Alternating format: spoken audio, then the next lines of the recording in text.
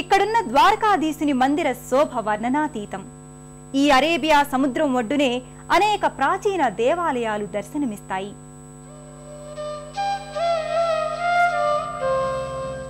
ద్వారకా క్షేత్రంలో ద్వారకాధీశుని మందిరానికి ఆనుకుని అరేబియా మహాసముద్రం ఉంది. నిత్యము భక్తులతో కిటకిటలాడే ఈ క్షేత్రం స్వర్గధామంగా దర్శనమిస్తుంది.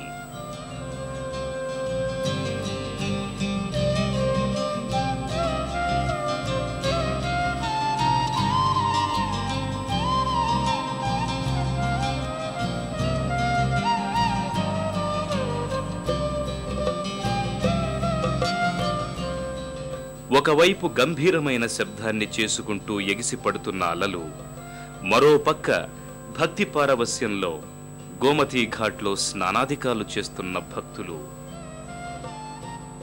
ఇంకొక వైపు ప్రాచీన దేవాలయాల సమూహం. ఇవన్నీ ఈ క్షేత్రానికి వచ్చిన భక్తులను ఉక్కిరిబిక్కిరి చేస్తాయి.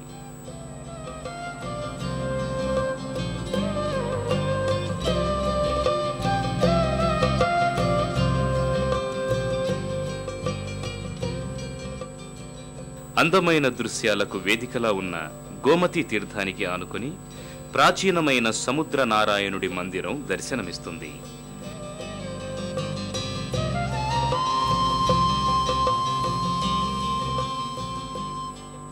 దాదాపు సముద్రపు నీటిలో ఉన్న ఈ ఆలయం అత్యంత మహిమాన్వితమైనది.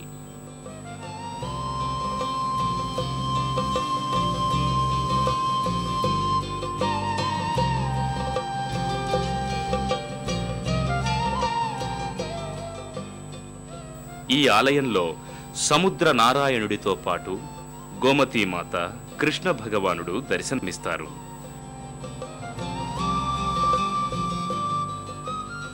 ఇక్కడ ఈ ఆలయంలో ఓ చోట శ్రీరాముడి పేరుతో ఉన్న ఓ రాయి నీటిలో పైకి తేలుతూ దర్శనమిస్తుంది.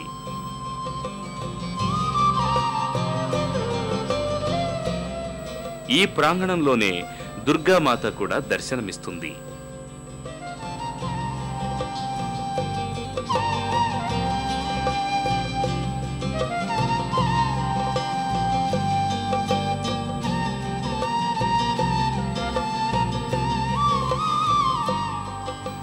గోమతీ ఘాట్ అనేక ప్రాచీన ఆలయాలకు వేదిక. జగన్మోహనుడైన శ్రీకృష్ణుడి పాదస్పర్శతో పునీతమైన ఈ దివ్యధామంలో అడుగుకో గుడి దర్శనమిచ్చి ఆధ్యాత్మిక చింతన అవసరాన్ని గుర్తు చేస్తుంది.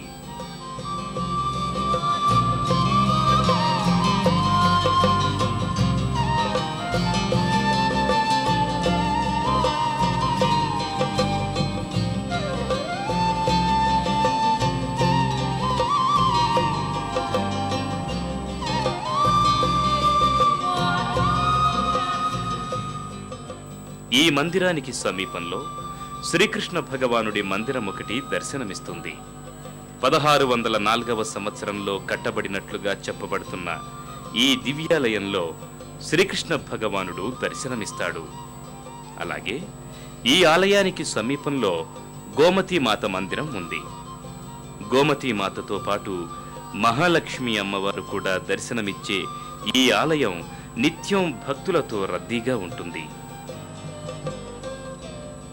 దీనికి సమీపంలో ఉన్న రాధా దామోదర్ మందిరంలో దామోదరుడు, రాధ దర్శనమిస్తారు.